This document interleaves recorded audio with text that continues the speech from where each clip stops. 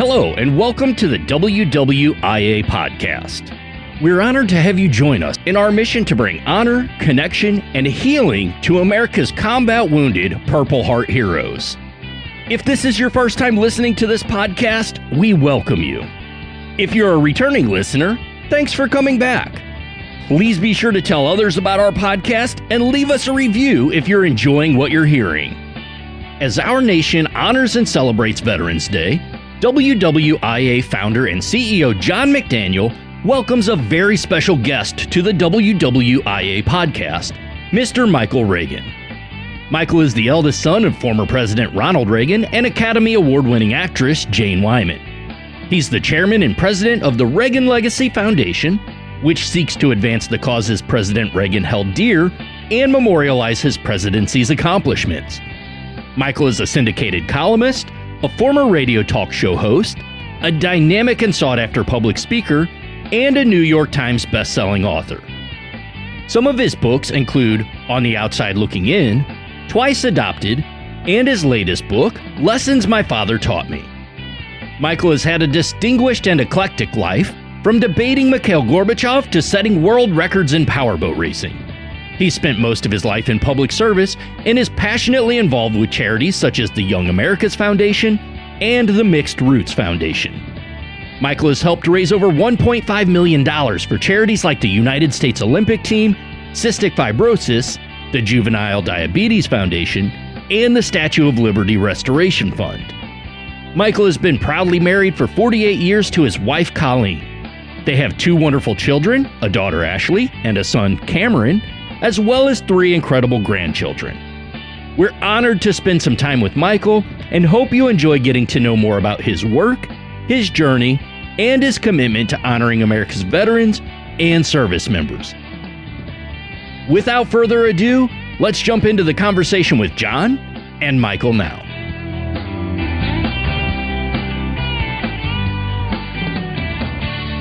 Hi, I'm John McDaniel, founder and CEO of the Wounded Warriors in Action Foundation, and this is our podcast, Honor, Connect, and Heal. And so today, I've got probably the most famous, the most famous person I've ever interviewed, so I'm a little bit nervous here. But I want to welcome to the program Mikhail Reagan, the oldest son of the former President Ronald Reagan. Welcome to the program. Good to be with you. Thank you so much. Awesome. It's great to see you. Now you're in California? Born and raised. Born and raised. Awesome. Well, I'm in Florida. And so through the powers of technology, we're chatting. And I just got a big grin on my face because I just think it's an honor to meet you and spend some time with you. And I'm sure that our listening audience is going to feel the same way. So this is really, really great. Let's get right to it. You are an incredibly interesting man. I did some research on you. Yeah, I sure did. And I found some things that I was like, wow, I can't wait to talk to this guy. So first off, you are the chairman and the president of Ronald Reagan Legacy Foundation, of the Legacy Foundation. And I looked at the projects, at what you do and where your focus is, and it looks to be like there's 4 projects. A Walkway to Victory, which is the Normandy Memorial at the Checkpoint Charlie Museum, okay, which has to do with the fall of Germany and the reunification of Germany, or the communist regime that once was. And then, of course, you do scholarships for all those sailors and airmen who served on the USS Ronald Reagan, which is a aircraft carrier, a monster, a beautiful ship, still in commission today. And then the Normandy Museum that you also have, and that's over in France. I've actually been to that. So what a wonderful thing. Talk to us about that. Well, it really is the Reagan Legacy Foundation, which we formed back, early 2000s when the USS Ronald Reagan was commissioned there in Norfolk. And we decided, what could we do to honor my father, whose name's on the back of this wonderful, beautiful aircraft carrier. And we came up with the idea of putting together a scholarship program for the men and women who serve aboard her. And my wife, Colleen, really came up, and she's come up with some great ideas. And she said, why don't we make those scholarships also available to those family members who are at home while their loved ones are on the ship for like a 6-month tour, who are also trying to better their education. So we give $1,000 scholarships to the men and women who serve on the ship, which we just sent out, this last week, some scholarship money. And we send $2,000 to the family members because the government, as you probably know, will help those on the ship, but those left home don't get much help from the government at all towards their continuing education. So we give $2,000 to family members, which has really worked out so well. And that's an ongoing program. And then, not too many years ago, we were in Normandy, France, visited St. Mary Glees, Normandy, France, first town freed by America, morning of D-Day. If you ever saw The Longest Day, I'm sure you have. It was filmed at St. Mary Glees, Normandy, France. That's where all the paratroopers were going on the morning of D-Day. And so we became friends with basically two of the sons who were the children of the D-Day mayor. And so I actually saw it happen in front of their eyeballs. Wow. And there's a great museum there with the planes and all these other things that are there. And so we helped them put together a building, which is the Ronald Reagan building, St. Mary Glees, France, for some of the things that they have. And again, Colleen came up with a great idea to, why don't we do a brick project there and allow people to go online, purchase a brick? We're a 501c3. Sure. So it's tax deductible, and purchase a brick with the name of a loved one who served the European theater during the Second World War, put the name on the brick, and then put it in the ground at St. Mary Glees. And we were given an area of ground to be able to do that. Sure. And by the way, we're going to end this on December 31st because we've run out of room. We're kind of filling all the space that we're given by St. Mary Glees, by Normandy, France, by the museum. And so people can put the names on of a loved one. If they don't know, people send us checks. It's $250 for a brick. They send us checks, put in the memo, brick project.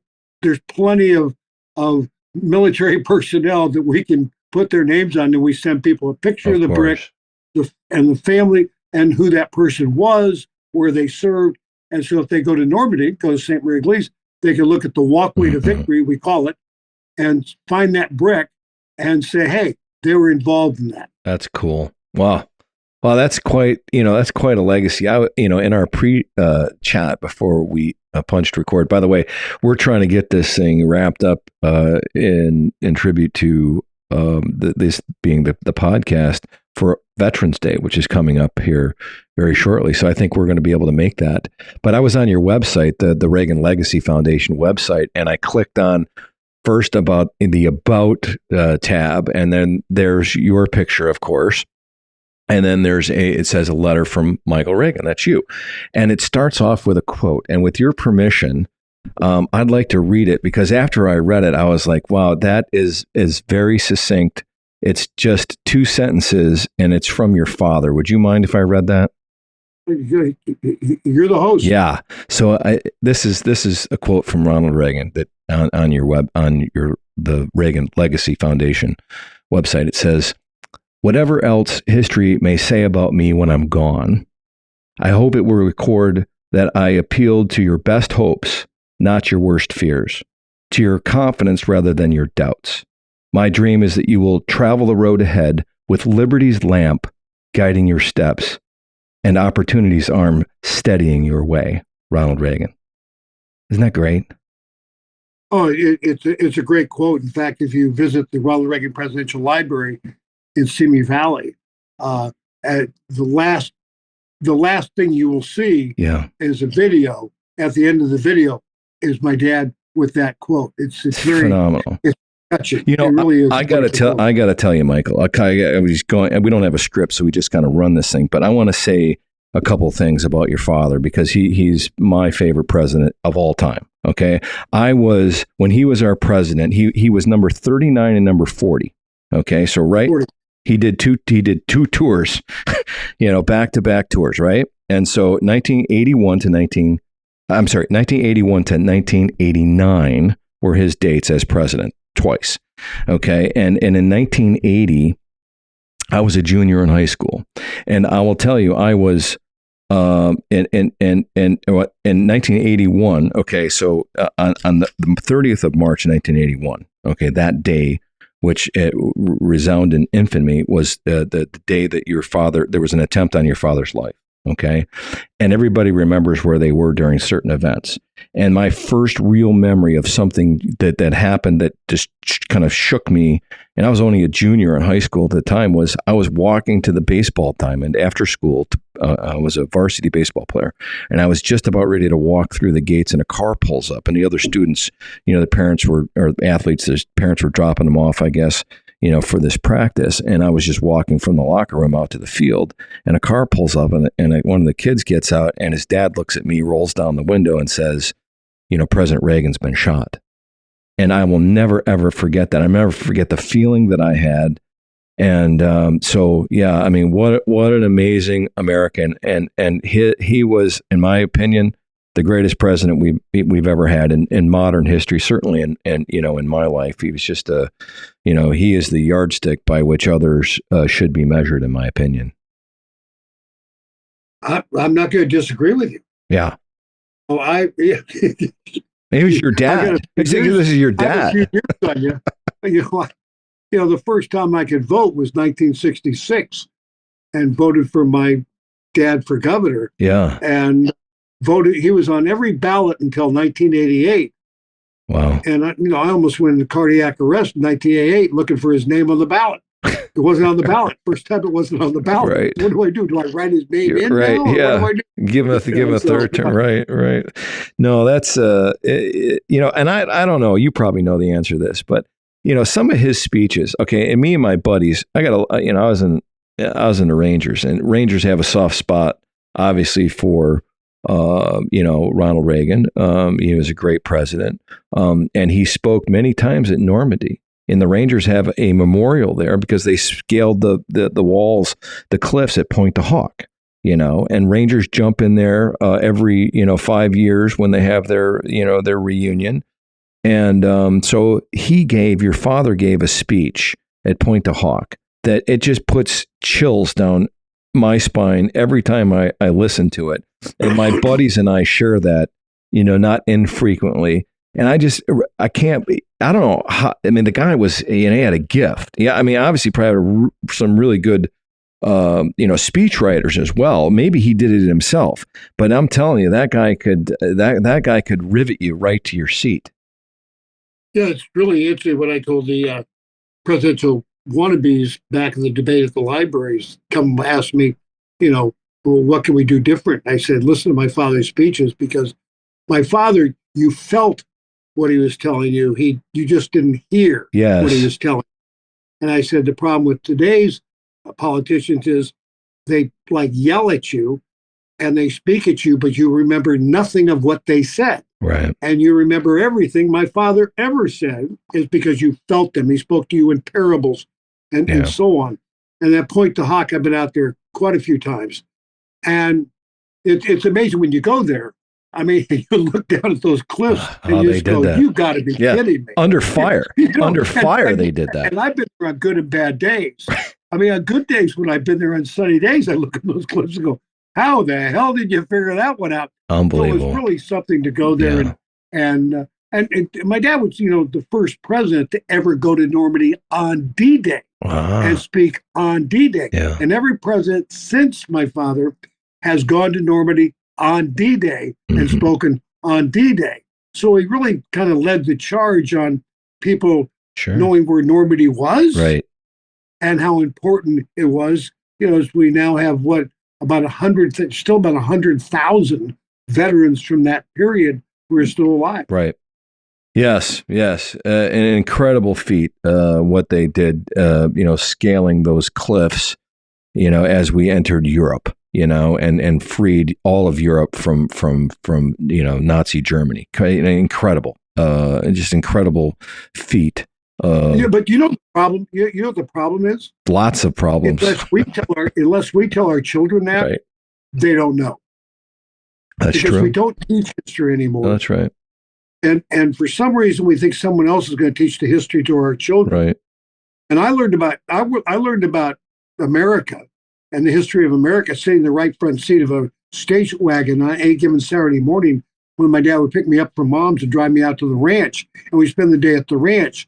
But for that half-hour drive, 40-minute drive out to the ranch, he would regale me with songs of the Army, the Navy, the Marine Corps, the Coast Guard, and tell me stories. It's funny. I love it. We don't do that anymore. No. I tell you, I have a. This is probably shock to you, but I have a 10-year-old and an 8-year-old boy. Okay. Shocking. And I'll love them to pieces, right? And this morning, as I woke them up for school, I was sitting on their. They sleep in bunk beds, one on top of the other.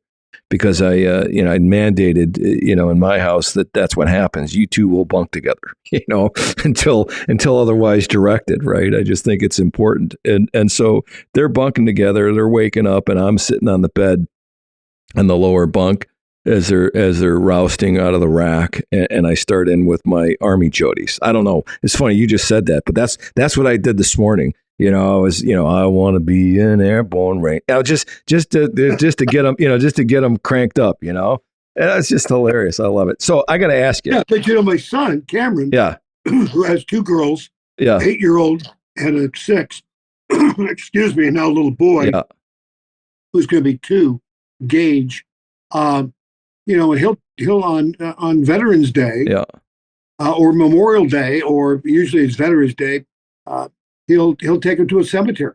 Yeah, that's and good. He'll tell him the story. Yeah, and he does it. I didn't tell him to do that. It's just the way he's raised, and what he'll take him up to his grandfather, my dad's library, who always has events on Veterans Day, Memorial Day, and what have you up there with the militaries there and the bands are there, and walking through my dad's library where they learn about their grandfather. But they also learn about freedom and all of those things that, again, if we're not going to teach them ourselves, don't expect the school system to do our job. Right. No, that's a great point for parents or anybody really. Teaching our youth about our history. That freedom isn't free, and that many great men and women sacrificed a lot. To make this country as strong and as free as it is, and oh, by the way, it's not just this country; it's globally. I mean, I think I read on your website something about how many democracies there were in the world when your father took over first in 1981 as our 39th president, and then at the end of his second term, in 1989, the number of democracies had something like doubled across the globe. It's crazy, right? Yeah, well, he was very proud that not 1 inch of land was taken during his 8 years by his 40th president of the United States, not the 39th. But he's very, very proud of that. We always thought, my sister Marie and I thought, if he doesn't make president of the United States in the 80 election, we'll run him for, head of the Boy Scouts and give him an Eagle badge. Because he was a Boy Scout, basically at heart. He was just an Eagle badge. Like running for president was like a Boy Scout trying to get their Eagle badge. Right. And that was his Eagle badge. He was this laughable, great sense of humor. Irishman storyteller. Yeah. Well, I have to ask you, some of my staff, obviously knew that I was going to be chatting with you today. And one of them asked, well, you should ask him what his favorite memory is of his father. And I thought, that's actually a really good idea. So I'm going to throw that at you if you don't mind. I know it's kind of a curveball maybe, but do you have a favorite memory of your dad? Well, what I would say is this: before and after, and everything has to before politics, after politics. Right. Because when you're in politics, you're not allowed to have those favorite moments because there's too many other people vying for that moment, if you will.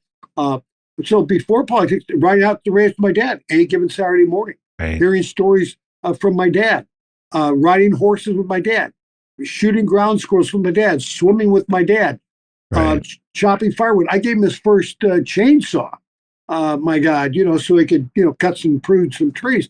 Those were great moments with my father as a child prior to politics. Mm-hmm. And then after politics, I would tell you probably the best time with my dad is when he had Alzheimer's. Wow. Because we found a way to communicate far and above beyond what he was going through.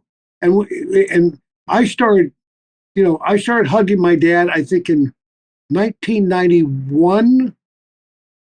I was having a moment in church. I was doing one of those things, like, geez, God, my dad never really told me he loved me. Mm-hmm. And that sucks. And I need to, what can I do about it? And I was laying that thing kind of helped destroy a lot of good stuff I was doing. And I think a lot of people do. They say, well, my parents didn't say they love me, therefore I'll be a failure. And they use that excuse to fail. And God came to me and said, when's the last time you told your dad you loved him? There you go. And I realized at that point I never told my dad I loved him. But I was kind of ticked off. He had never told me he loved me, and I was using that as an excuse for failure. Right. And God just said, hey, next time you see your dad, give him a hug, tell him you love him. And I was doing my radio show at the time. I was in radio 27 years. And my dad came to be interviewed by me. I was booking American Life. And I decided to fulfill my promise to God. And when he walked in the studio, I went over to him and I hugged him, scared the hell out of him. He looked at the Secret Service. I'm being attacked by my own child here. What's going on? And I hugged my dad and I said, I love you, Dad. You know what my dad said to me? Well, I love you too. Oh my God. That sounds just like him, man. Wow. And I thought to myself, so I've been using that as an excuse, and all I ever had to do was tell him I love him. And so we started telling each other we loved each other, until the time when, and we would hug and tell each other we loved each other. And then Alzheimer's came about, and then it came to a point in his life where he couldn't say my name, but he remembered I was the person who hugged him. And so when I would walk into the room to see him and visit, his arms would open up. He couldn't say my name, but his arms would open up because he remembered I was the guy who would hug him hello and hug him goodbye. And the seminal moment was Colleen and I, my wife, went to visit Nancy. You couldn't visit with Dad anymore, but he was in the room. I sat in a chair, and we had to go. And we got up to leave, went out to our car. I was getting in the car to leave, and Colleen says to me, you forgot something. I said, what did I forget? Look at the front door. And I turned around and looked at the front door of the house, and my dad was standing in the front door with his arms wide open. I had forgotten to hug him goodbye. And he, with Nancy's help, had taken little tiny baby steps with help to the front door and was standing there at the front door with his arms open. And I ran back to that door, fell into his arms. He hugged me. I hugged him. I love you, Dad. And he turned, and Nancy walked him back in the house. I went to the car. I will never forget that moment in my entire life. Wow. Here was somebody with Alzheimer's who had remembered I had forgotten to hug him goodbye. Here was a guy without Alzheimer's who had forgotten because I was too busy to remember. Wow. That's a great story. Thanks for sharing that, Michael. That's some powerful stuff right there. It really is. That's great. Wow. Well, you took a chance, right? And you owned it, and look at what it did. That's just a wonderful. Oh yeah, that's wonderful. I wrote a book called "Lessons My Father Taught Me," and that story I think is in the book. It is. Yeah. So you're an author too. Switching gears on you. I mean, tell me about the books you've written. What, 2 or 3 books now? Nah, probably 6 or 7. 6 or so. Okay. Well, I beg your pardon, sir. Well, you're a prolific writer. Okay, tell us about your books. Well, yeah. The last one was Lessons My Father Taught Me. Yeah. But another really, before that, twice adopted, because I was adopted. And so that book is probably a really great book to get. The other ones are political for the most part. My first book was On the Outside Looking In, which really started to tell the story of my life. And the bookend of that would be, Twice Adopted. And so if you're going to get my books, what I would do is I'd get Twice Adopted, Lesson My Father Taught Me. Those two you can still find on the outside looking in. But, you know, I went through a lot of stuff when I was a child. Sexually molested as a child for a year of my life. Walked away from God, walked away from my mom, walked away from my dad, walked away from myself, and what have you.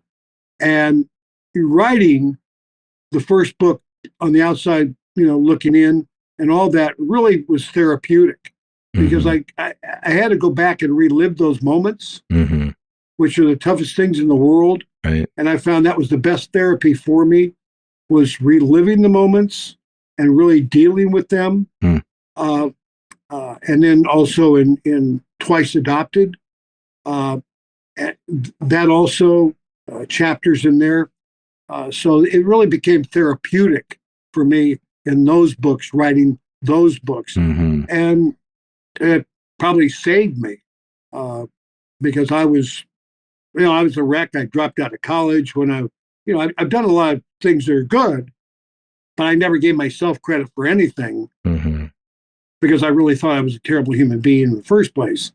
And it took many years for me to tell my parents. I didn't tell my dad until, April 12th, 1987 at the ranch. I told him something happened to me back in 1953, 54 when I was in third grade.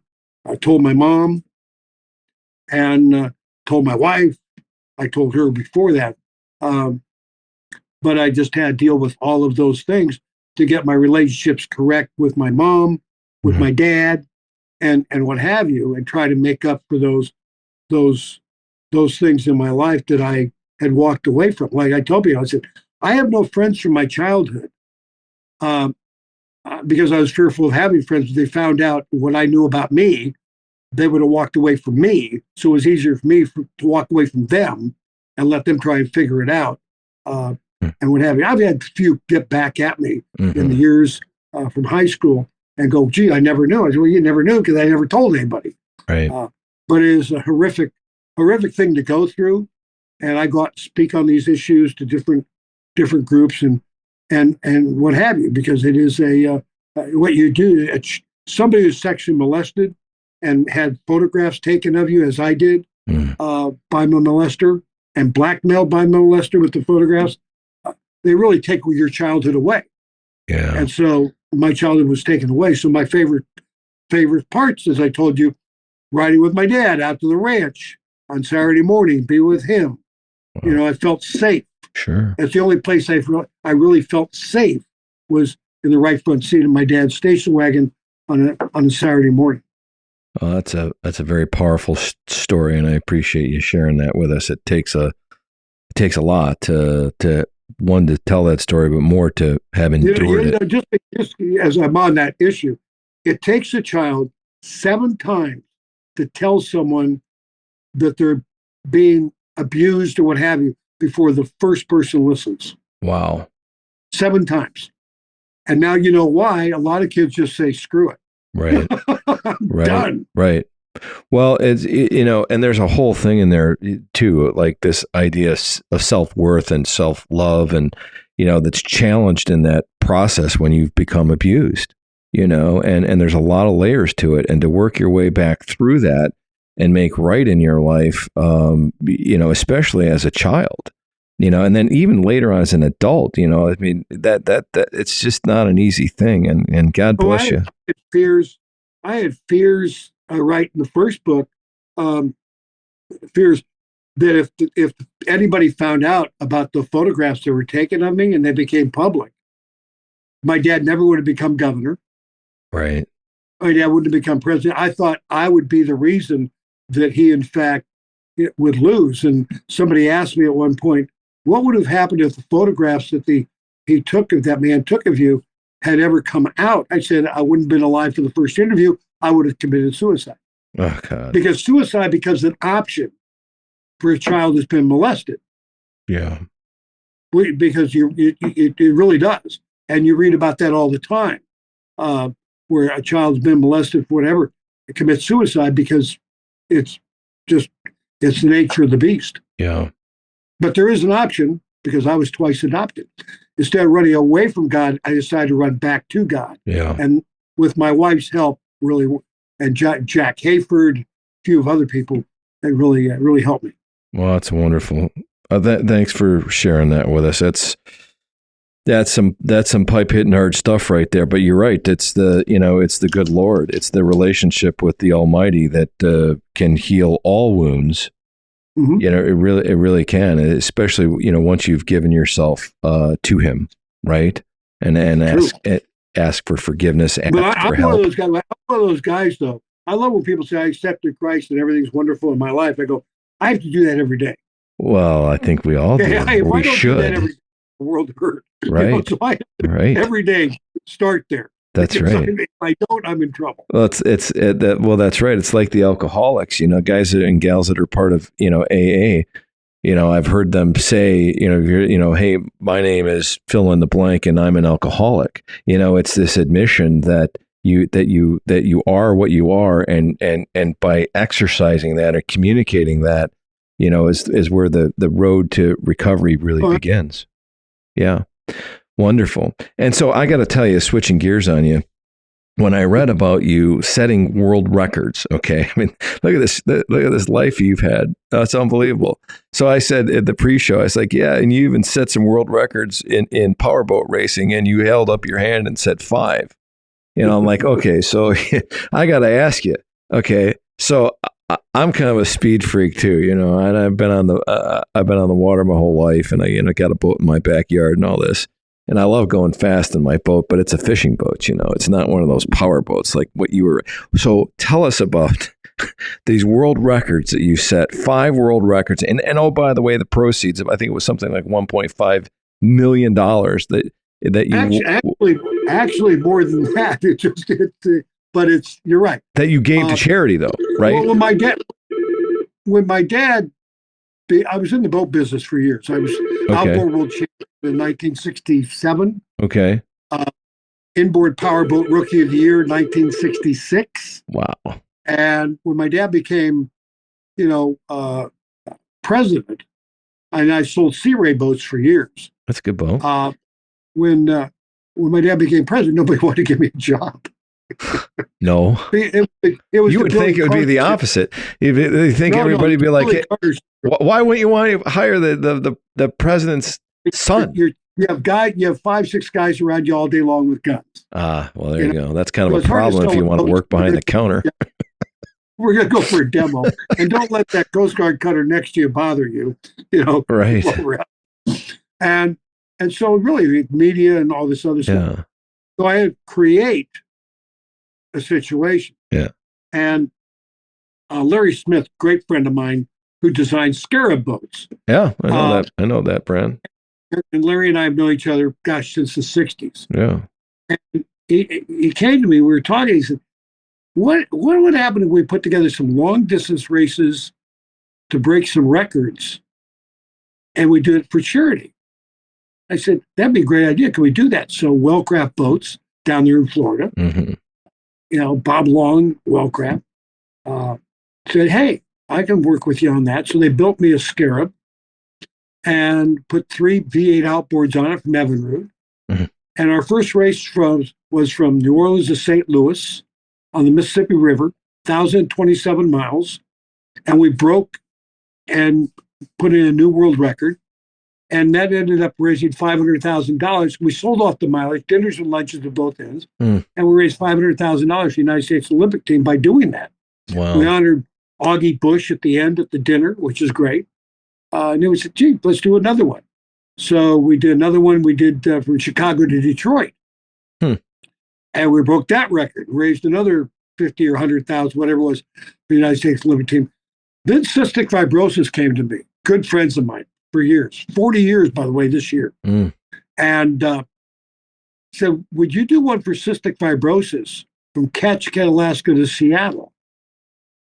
Okay. And we put that together. Well, so we put that together. We raised $250,000 for Cystic Fibrosis, largest fundraiser they had ever had. And we just had a dinner I was at, fundraiser for Cystic Fibrosis, the other day. and we auctioned off a ranch tour there. And a good friend of mine, who we've known 40 years, who was the head of CF in LA at the time, Sue Hook, and her husband David, came up and said, Mike Reagan's more than just, racing boats. He put together a brand new organization, the Cystic Fibrosis Guild, back in 1984 to do that race for cystic fibrosis.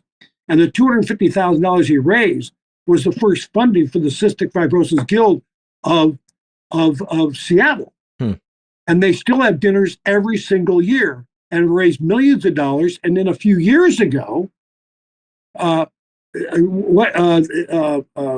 the big tech guy who came up with the first computers? Bill Gates. Bill Gates. Bill Gates heard about that organization we put together for the race, what we did, and what have you. And Bill Gates wrote a $20 million check to the Cystic Fibrosis Guild.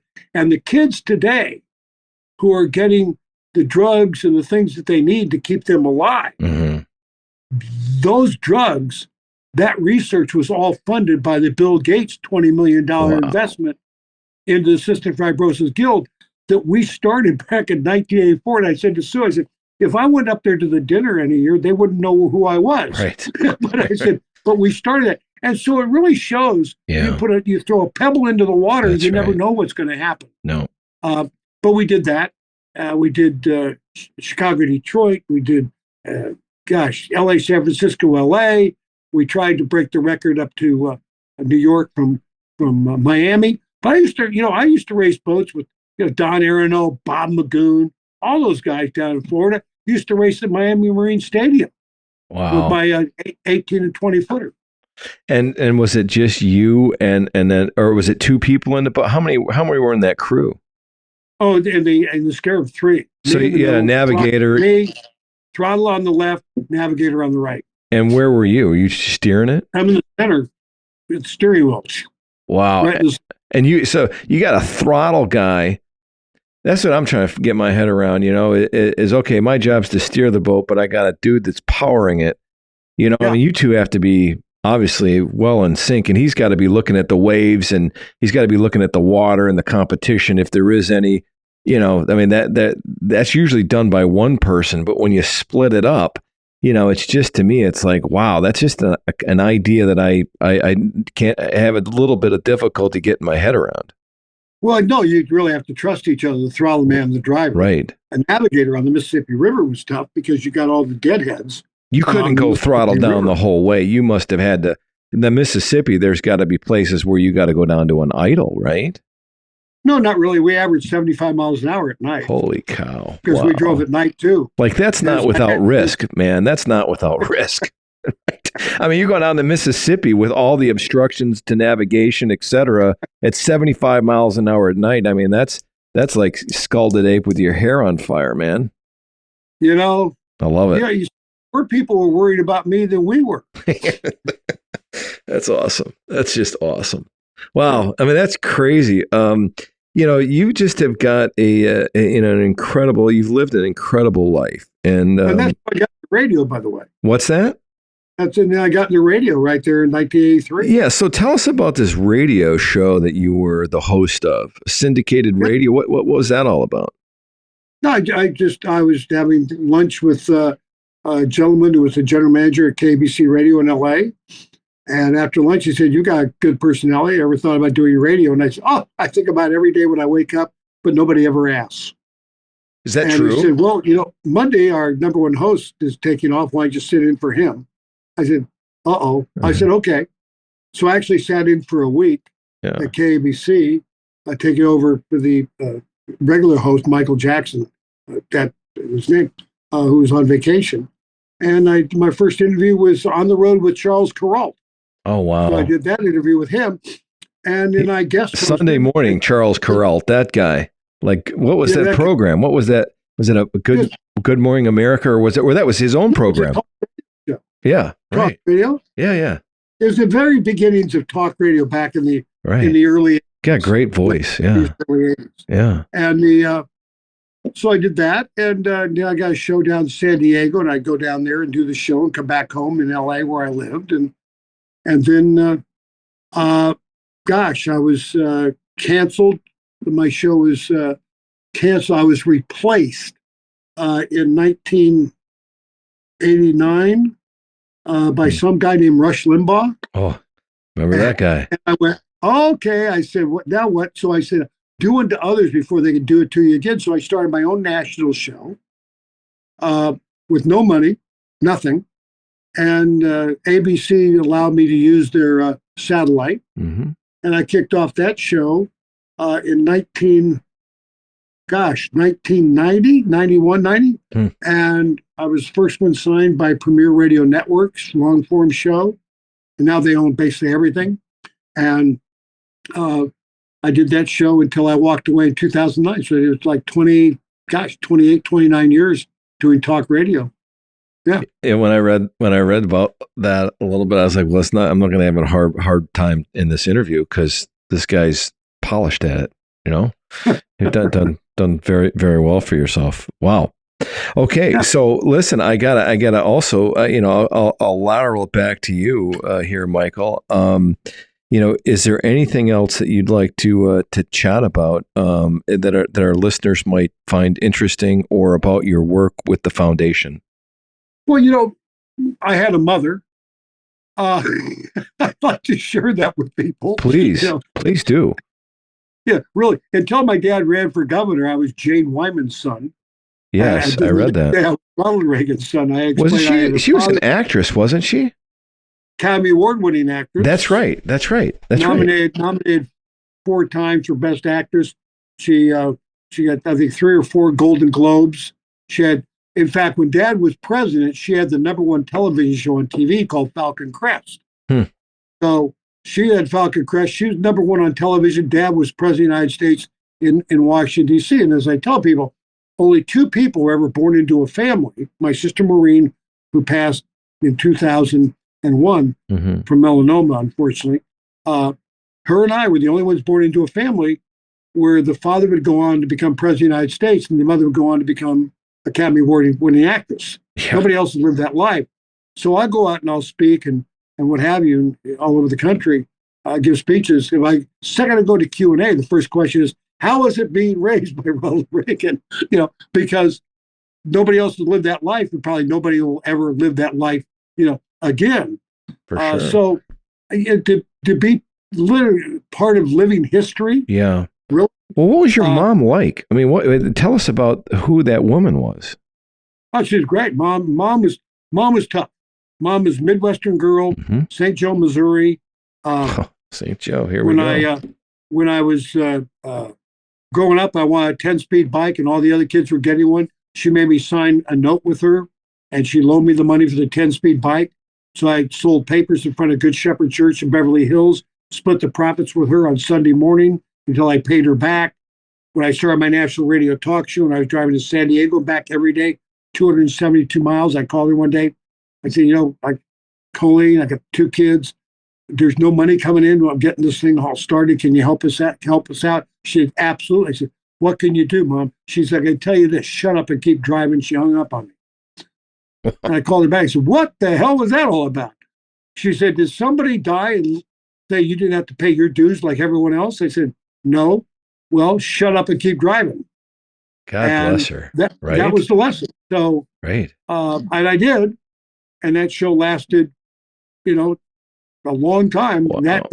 That show lasted, 17, 18 years till I walked away from it and started doing the Reagan Legacy Foundation, speaking and all of those things.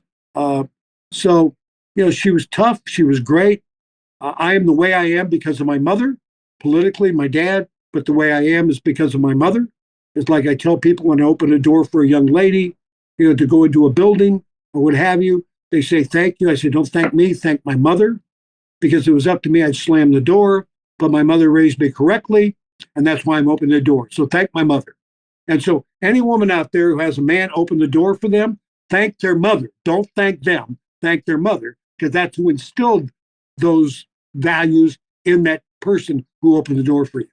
So my mom was great. And And the movie's out. Reagan it's online. It's Amazon and what have you. Great movie. Came out in August and is now online streaming. Okay. My mother's depicted in the movie correctly. She hated politics. Hated. And they do a great job with that. And the stories, like some of the stories in the movie actually come from me, from conversations I had with my dad back in 1970s, or conversations I had with Mikhail Gorbachev in the 1990s, made it into the movie because they connected dots and for Mark and the group that put the movie together. So, go see the movie Reagan, but go to ReaganLegacyFoundation.org and look at what we're doing and get yourself a brick to honor a World War II veteran who served in the European theater. Get in the ground. December 31st is our cutoff date. Whatever we finish selling by that time, they're going to honor them. They'll find the space, but then it's over because we filled by obligation that area that they allocated to us. That's wonderful. At St. Mary Lee's. Yeah.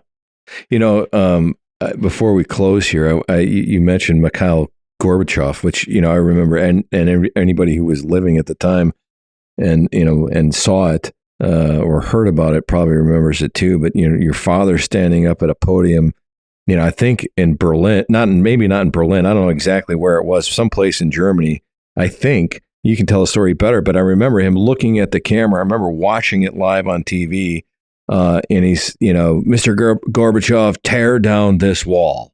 Remember? Yeah, that was in Berlin. Berlin, that's right. That's right. And then the wall got torn down. Germany became, reunited, right, East and West, and your father was the pivotal figure that helped make that happen.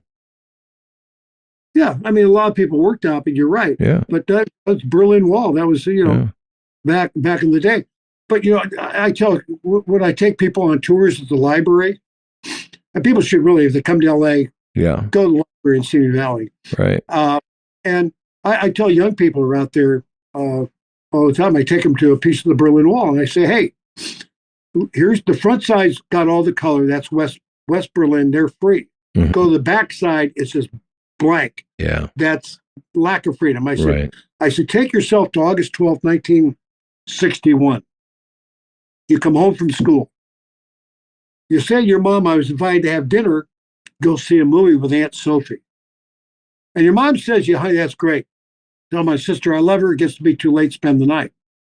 So you go visit Aunt Sophie. And you have dinner.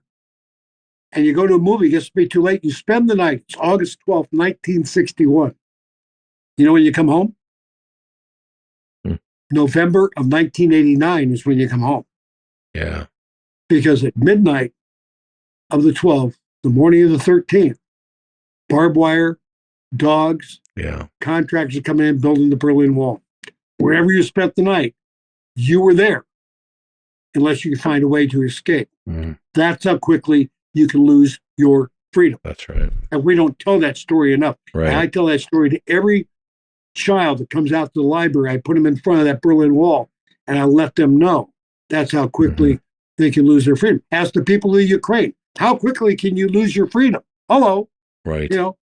Immediately, if you're not paying attention and what have you. So if you want to honor a vet, ReaganLegacyFoundation.org, scholarship program of the Brick Project, which is really important. We're really finishing it out by December 31st. It's a great project. As I said, it is tax deductible and what have you. And it's one of the stories I told Mark, who did the movie, that shows up in the movie is when Gorbachev tells my dad, at the end, they show it at Reykjavik, where I was this summer. My grandmother was a Christian. She used to go to church every day. And she'd come to the Kremlin and visit me. She said, Mikhail, I went to church today. I prayed for the atheists. Mikhail, I prayed for you. And so that was, so I told that story to Mark years ago because I got that story from an event I did with Mikhail Gorbachev. and which, by the way, no Reagan people knew about his grandmother being a Christian woman. Didn't you like debate that guy? Well, yeah, we had a couple of, one down in Florida and one out here at a college here in California, and it was more like it was debate, conversation, what have you. But it was great. And we all became, basically friends to an extent, as much as you can. Sure. He sat me at Dad's funeral. He was the one sitting behind us. Mm-hmm. Dad had him up to the ranch, had him out to the library, and what have you. My dad made friends of enemies, not enemies of friends. Yeah. And my dad's still so, uplifted all around the globe, no matter where I go. My wife owns a travel business, so we travel a lot, take groups out. And it's nice to have a father who's loved and revered as much as my dad and my mom. And it's really nice. Well, you certainly are a raconteur extraordinaire, my friend. You're a great storyteller. And the two things I wrote on my and underlined on my note sheet here that that I got from listening to you and about your dad and his legacy, liberty and global democracy. That he was the champion of those two wonderful ideas that are also very fragile. And like you've said, it's our job to educate our children and to keep the momentum going. Regarding the legacy of your father. And I want to thank you again for your time today. If I give one more suggestion, absolutely. Veterans Day coming up, people say, what can you do? Yeah. Yeah, you do bricks and stuff like that. But here's just something small you can do. If you're having dinner at a restaurant and you see a member of the military, in uniform sitting there with their family having dinner or breakfast or lunch, pick up the tab.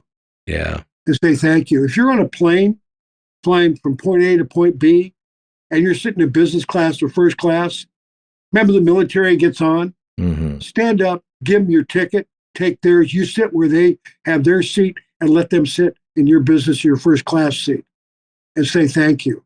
There's little things you can do to honor our veterans, honor our military. Absolutely. They're out there serving today.